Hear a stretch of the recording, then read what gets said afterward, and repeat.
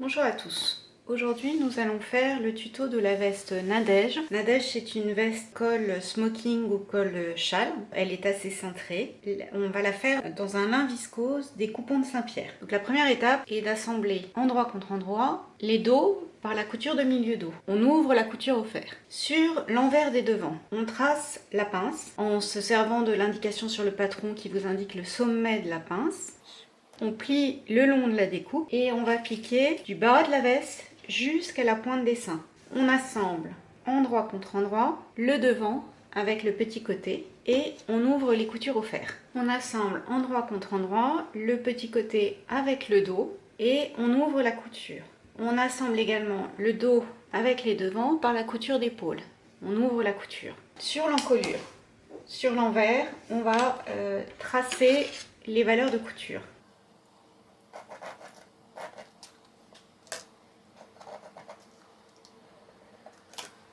Donc ce stylo, il s'efface à la chaleur. Sur le dessous de col, on va également marquer les valeurs de couture.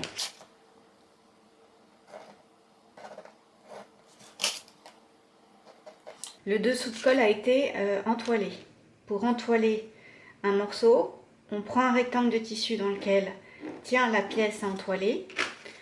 On thermocolle ce rectangle, puis on coupe le morceau. On va mettre endroit contre endroit le dessous de col le long de l'encolure devant.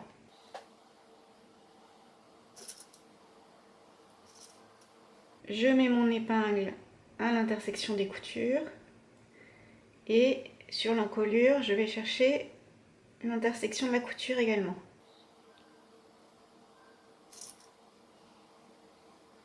Au niveau de l'épaule, donc l'écran indique les intersections de couture. Donc je mets mon épingle à 1 cm et je vais dans la couture à 1 cm.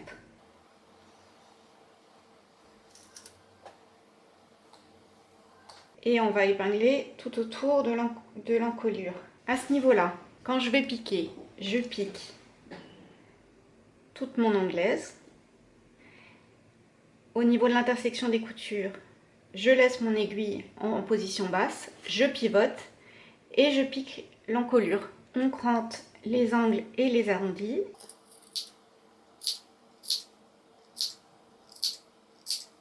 Dans une manche tailleur, il y a deux éléments, le dessous de manche et le dessus de manche. On assemble endroit contre endroit, le dessous avec le dessus, par la couture de saignée et la couture de coude. On ouvre les coutures au fer. Sur l'ensemble de la tête de manche, on passe un fil de fronce. Pour cela, on allonge la longueur de son point au maximum et on pique à 0,8 mm environ du bord de la tête de manche. On tire sur les fils. Ce qui est important, c'est de tirer sur le même fil de part et d'autre de la tête de manche, soit le fil de canette, soit le fil du dessus, mais des deux côtés sur le même fil. Et là, on a le rond de l'épaule qui se forme. On retourne la manche sur l'endroit et on la glisse dans le corps en tissu. La manche et le corps se retrouvent endroit contre endroit. On fait correspondre l'écran montage.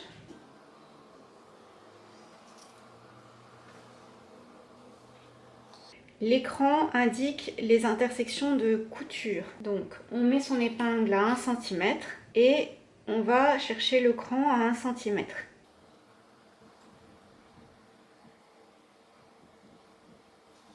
Les épaules. Et on répartit les fronces de manière à ce qu'il n'y en ait pas dans la partie manche, que toutes les fronces soient dans la valeur de couture. Ce n'est pas un modèle froncé. Les fronces ne servent que d'une part à rentrer la différence de valeur entre la valeur au coupé et la valeur au piqué, et d'autre part de permettre de créer le rond de l'épaule.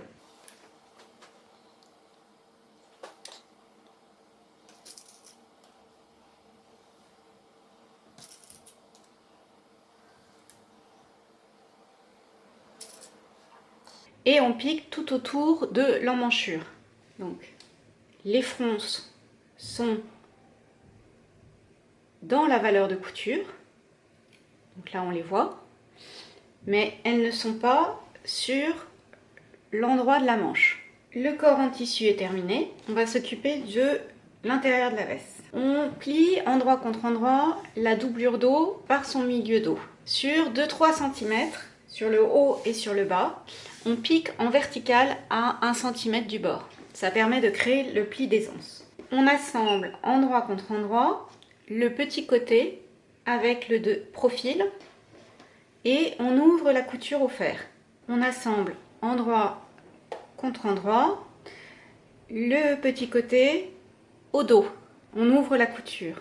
On assemble également le devant avec le dos par la couture d'épaule et on ouvre la couture. Maintenant, on va s'occuper des parmentures. On assemble endroit contre endroit la parmenture devant par la couture du milieu du col et on ouvre la couture au fer. Sur l'envers de la parmenture dos et sur l'envers de la parmenture devant, j'ai marqué mes valeurs de couture. Je vais épingler endroit contre endroit la parmenture dos avec les parmentures devant et on fait bien correspondre nos centimètres de couture.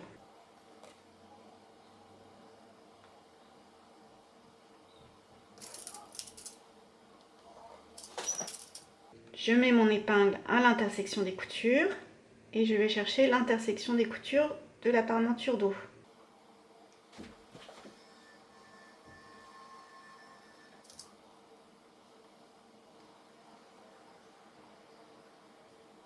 Donc là, je pivote et je fais correspondre mes valeurs de couture.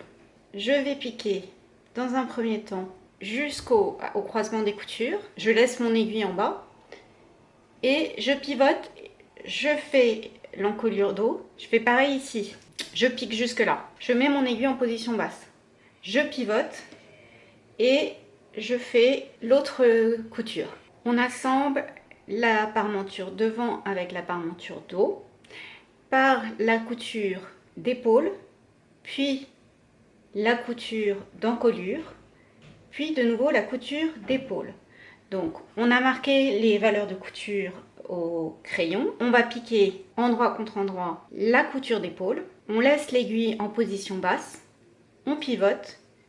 On fait la couture d'encolure. À l'intersection des coutures, on laisse l'aiguille en position basse et on pique la couture d'épaule. On va cranter l'angle. De ce côté-là, je fais un petit triangle et je coupe. Et de ce côté-là, j'ouvre. Du côté de la parmenture dos, au niveau de l'angle, je plie en deux, je crante un petit triangle. Au niveau de la parmenture devant, au niveau de l'angle, je crante. Et les deux se positionnent naturellement. On va aller repasser, on crante l'encolure dos, on ouvre la couture au fer et maintenant on va assembler les parmentures au corps en doublure. Donc on les positionne endroit contre endroit.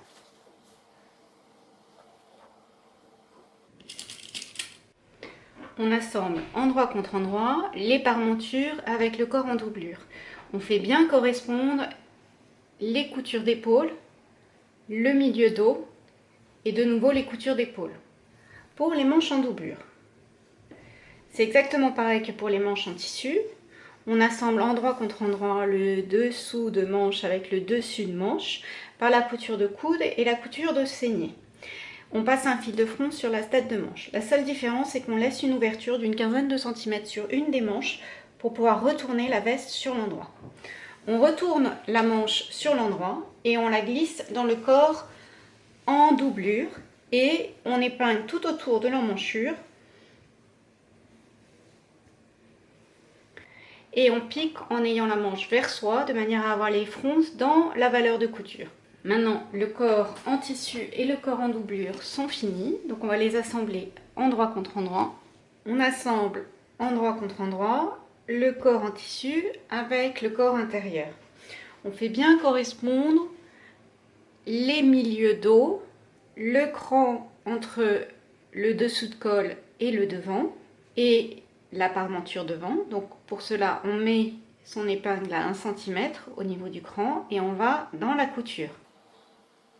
Et on épingle tout le bord devant, tout le bas de la veste.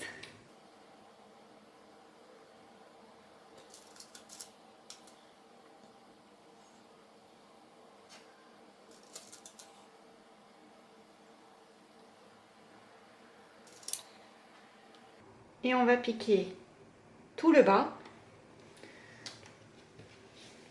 le bord devant, le col, de nouveau le bord devant. On fait une boucle. Pour assembler les bas des manches, on retourne les manches sur l'envers. On forme un cercle avec les manches. On fait correspondre les coutures.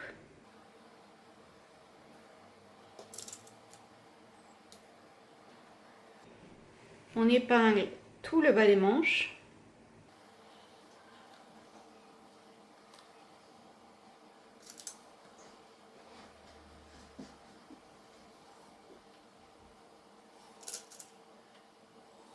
Et on pique tout autour.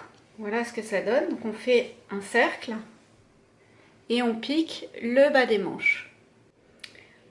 On rabat envers contre envers la valeur d'ourlet qui est la valeur de 4 cm. On fait commencer l'ourlet de la jonction entre la parmenture et la doublure.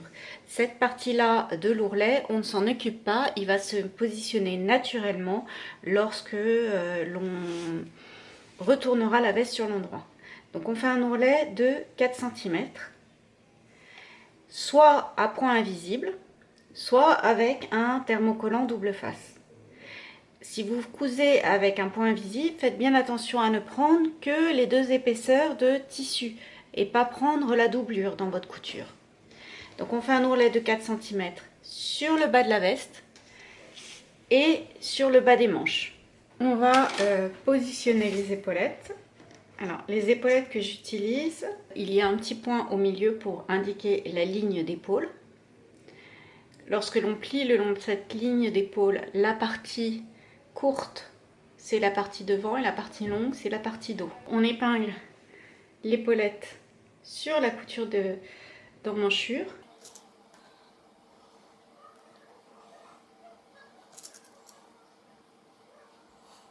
Et on pique sur la valeur de couture, soit à la main, soit à la machine, l'épaulette sur la tête de manche.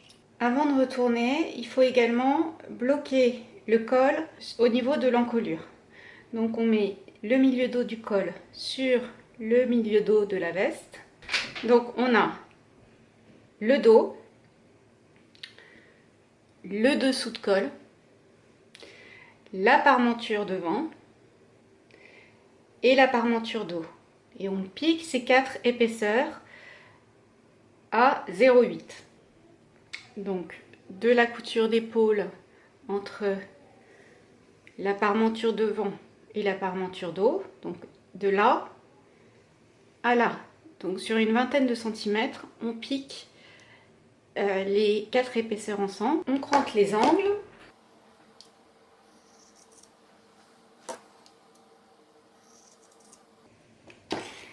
Et on retourne sur l'endroit en passant par le trou laissé dans la doublure.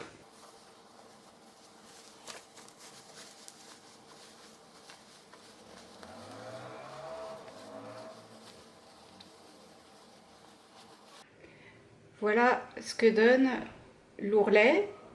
Donc la partie entre la parmenture et la doublure se forme naturellement en repassant. On a également surpiqué à 2 mm le bord du col. J'ai fermé l'ouverture à la machine, mais vous pouvez également le faire à la main. Et j'ai fait mes boutonnières côté droit et cousu mes boutons côté gauche.